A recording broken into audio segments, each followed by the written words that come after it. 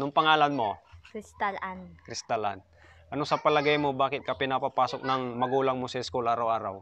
Para may matutunan. Mali. Ano? Para maligo ka lang araw-araw. Ano mo? Mark Luis Bintinilla. Mark Luis Bint. Ano sa palagay mo, bakit ka pinapapasok ng magulang mo sa school araw-araw? Kasi may baon. Anong pangalan mo? Fiona. Sa palagay mo, bakit ka pinapag-aral o pinapapasok ng magulang mo sa school araw-araw? Para matuto ka, makakuha ka ng magandang kinabukasan. Mali. Oh?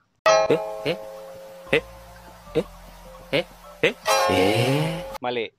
Ano? Para maligo ka araw-araw. Anong pangalan mo?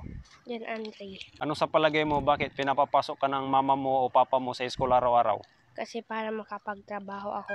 Hindi. Ano? Para maligo ka araw-araw.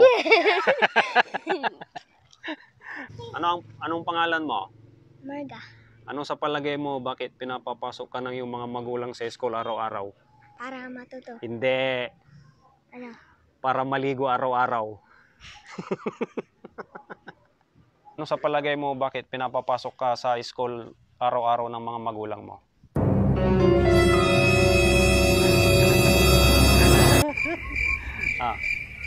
Wala. Hindi mo alam. Ano ba yun? Hindi niya daw alam.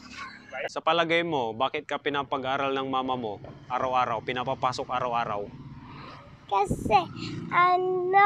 Kasi gusto ko pumasok paano kapag tinanggal ako ni Madam Stephanie. Mali. Ganito yon. Gusto ka lang maligo ng mama mo araw-araw. Hindi! O di hindi.